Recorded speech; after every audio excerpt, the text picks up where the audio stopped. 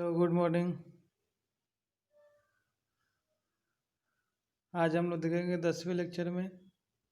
अभी VCS software में कुछ प्रॉब्लम हो गया, वहाँ पे मेंटेनेंस वर्क के कारण वहाँ वीडियो अपलोड नहीं हो रहा है। यूट्यूब पे अपलोड कर दिया जाएगा। आज हम लोग देखेंगे थोड़ा सा स्टॉर्म वाटर के बारे में। पहले हम लोग जितना भी टॉपिक देखे सीवर के लिए देखे थे, ओके, और वेस्ट वाटर के लिए। बट आज हम लोग देखेंगे क्या स्टॉर्म वाटर का क्या कंट्रीब्यूशन है सीवर्स में। तो the design of storm water drains for separate system, okay. Important points for design, क्या क्या इंपॉर्टेंट पॉइंट है डिजाइन के लिए। तो storm water is collected from streets into the link drains which in turn discharge into main drains of open type.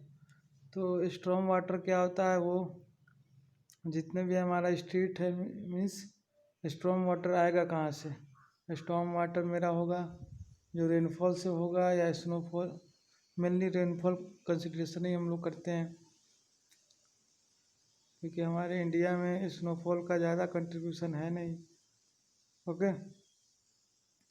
तो क्या होगा, open drainage के थ्रू क्या होगा,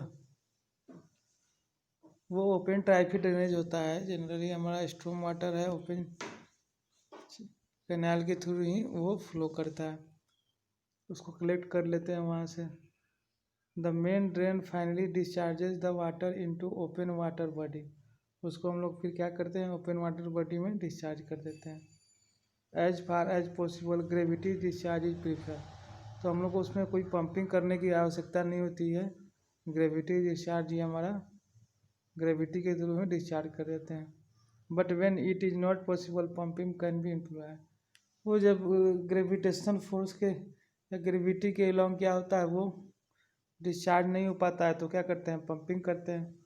while designing the alignment of link drains major drains and sources of disposal are properly planned on contour map. तो हम लोग contour map के थ्रू ही इसको क्या करते हैं, प्लान करते हैं, जिससे कि क्या हो, ग्रेविटी का इफेक्ट वहाँ से अच्छे से आ पाए। The maximum discharge expected in the drains is workout. हम लोग मैक्सिमम डिस्चार्ज के इसको डिजाइन करते हैं। The longitudinal section of the drains are prepared keeping in view the full supply level FSL level so that at no place it should go above the natural surface. तो हम लोग उस हिसाब से इसका डिजाइन करते हैं लॉन्गिट्यूडिनल सेक्शन का भी, कि ये क्या नेचुरल स्लोप से सरफेस के लेवल से ऊपर फ्लो ना हो। तो ये सब हमारे कंसिडरेशन है स्टॉर्म वाटर ड्रेन के लिए। अब हम लोग इसका एक पॉइंट देख लेते हैं। After deciding the FSL line, the bed line is fixed, that is depth of drain based on the following consideration। तो क्या क्या कंसिडरेशन यहाँ पे हो सकता है। The bed level should not go below the bed level of source into which storm water is discharge. तो उसका बेड लेवल क्या होगा,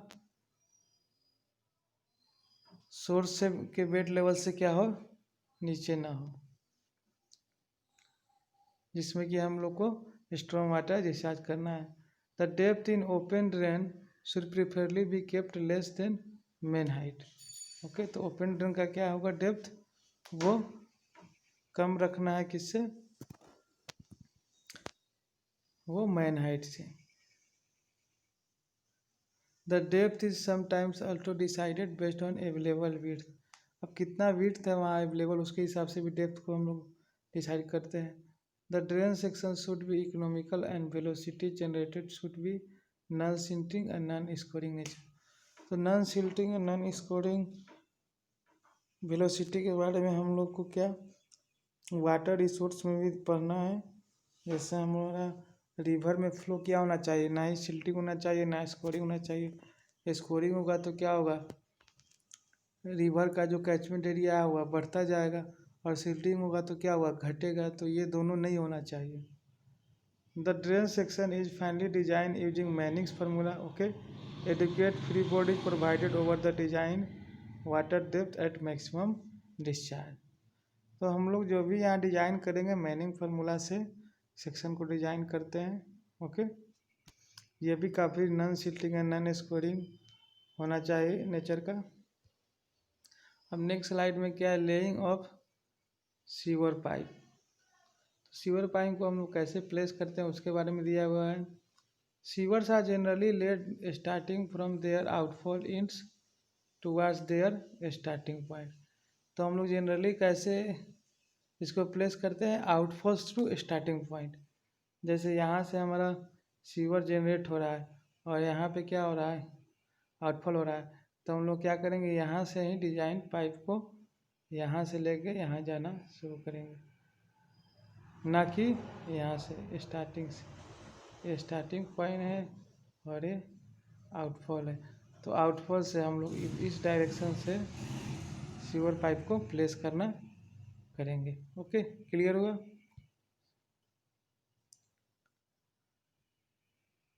With this advantage of utilization of the tail sievers even during the initial periods of the construction is possible।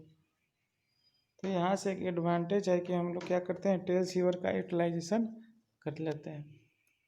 It is common practice to first locate the points where manhole are required to be constructed as per drawing.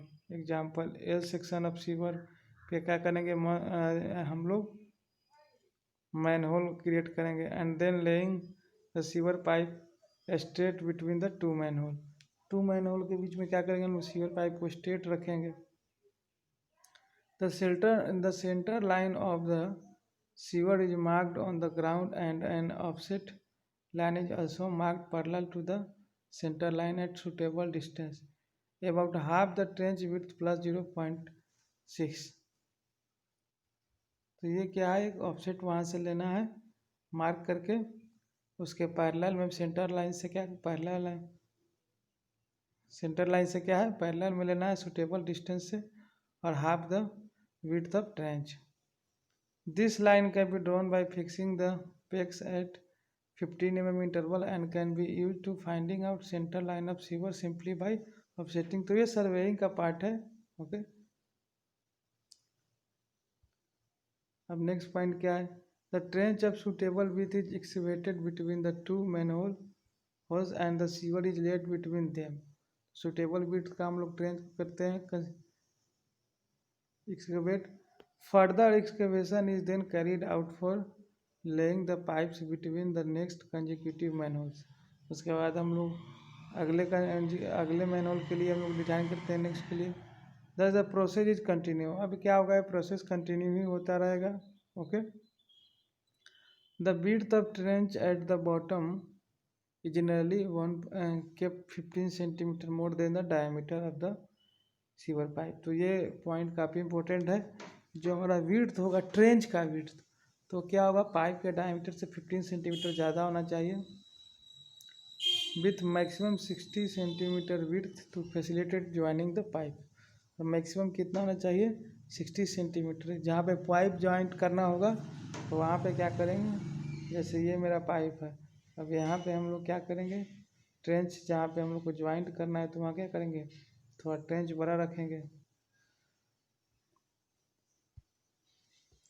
Next हमारा क्या है, if the sewer pipes are not to be embedded in concrete such as for firm grounds, then the bottom half portion of the trench is excavated to confirm the shape of the pipe itself. Okay,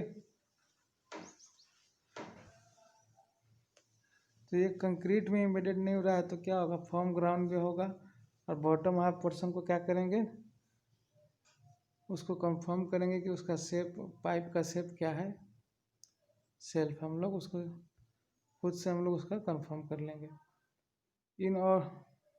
in ordinary और softer grounds sewers are laid embedded in concrete. तो softer ground में हम लोग क्या करेंगे, concrete के ऊपर क्या करेंगे, सीवर को प्लेस करेंगे, सीवर पाइप को। The trench is excavated up to a level of the bottom embedding concrete or up to the invert level of the sewer pipe plus pipe thickness if no embedding concrete is provided।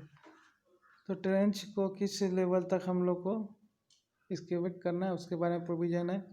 The designed invert levels and desired Slope as per the longitudinal section of the sewer should be precisely transferred to the trench bottom. तो ये हमारा जो Manning formula से जो आएगा slope उसको हम लोग क्या करेंगे वहाँ पे ट्रांसफर कर देंगे. After bedding concrete is laid in required alignment and levels, the sewer pipes are then lowered down into the trench either manually or with the help of machine. Okay. तो जो बेडिंग कंक्रीट हम लोग क्या करेंगे provide करेंगे उसका तो alignment के लिए क्या है उसको हम लोग मैनुअली भी या मशीन से भी हम लोग क्या करेंगे उसको थोड़ा डाउनवर्ड कर देंगे. द सीवर पाइप लेंथ है usually laid from the lowest point with their sockets facing up the gradient on desired bedding. तो हम लोग क्या करते हैं लोएस्ट पॉइंट को क्या सॉकेट से कनेक्ट करके हम लोग क्या करते हैं उसको हम लोग ग्रेडियंट पे उसको फॉर्म ये डिजायर बेडिंग पेंट पे हम लोग क्या करते हैं उसको प्लेस करते हैं.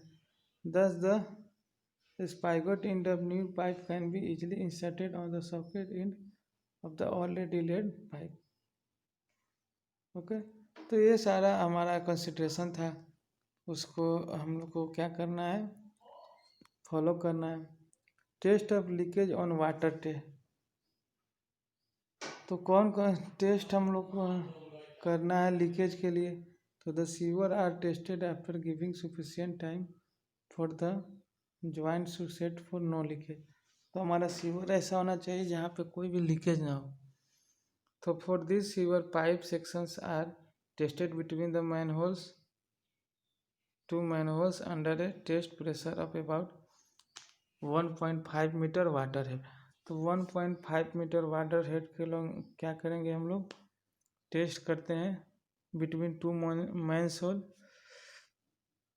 To carry this the down stream end of the sewer is plugged and water is filled in the manhole at upper end. The depth of the water in manhole is maintained about 5 meters. The sewer line is inspected and joined with joints which leaks are prepared. तो ये हमारा leakage को major करने के लिए यहाँ पे basic thing क्या है इसके बारे में think about the 1.5 metre water head के अकॉर्डिंग हम लोग को क्या करना है इसको टेस्ट करना है. अब टेस्ट फॉर स्ट्रेटनेट सब अब यहाँ पे अलाइनमेंट के लिए टेस्ट करना है. This can be tested by placing a mirror at one end of the sewer line and a lamp at the other end. If the pipeline is straight, full circle of light will be observed. तो ऐसे हम लोग इसके alignment को test कर सकते हैं. अब नेक्स्ट हमारा क्या है बैक फिलिंग द ट्रेंच. तो after the sewer line has been laid and tested the trenches are back fill. तो हम लोग जो ट्रेंच एक्सकेवेट करेंगे उसको क्या होगा उसका फिल भी बैक फिल भी करना पड़ेगा. The earth should be laid equally on either side with layer of 15 centimetre thickness. तो 15 सेंटीमीटर थिकनेस के लेयर में हम लोग क्या करते हैं वहाँ पे अर्थ प्लेस करेंगे. Each layer should be properly watered and ramp. हम लोग उसको उस पर वाटर भी क्या करेंगे प्लेस करेंगे और प्रॉपरली रैम्प भी करेंगे. तो ये आज का हम लोग का इतना ही है. हम लोग नेक्स्ट क्लास में आगे देखेंगे. Okay thank you.